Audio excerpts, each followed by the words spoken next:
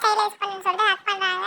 அப்புறம் முத்தழகு குளிச்சுட்டு கிளம்பி வந்து காலில் விழுகிறாங்க. அதெல்லாம் வேணாங்க, நம்ம 2 பேரும் ஃப்ரெண்ட்ஸாக இருக்கோம், இந்த மாதிரிலாம் பண்ணாதீங்க அப்படின்னு சொல்லிட்டு 2 பேரும் கிளம்பிடுறாங்க. அப்போ அந்த சூசையனை வந்துட்டு இந்தாங்க ஐயா என்னோட கல்யாண பரிசு அப்படின்னு சொல்லிட்டு கொடுக்குறாரு. கொடுத்துட்டு இந்த சைடு அமுதனும் ஸ்வேதாவும் ரொமான்ஸ் பண்ணிட்டு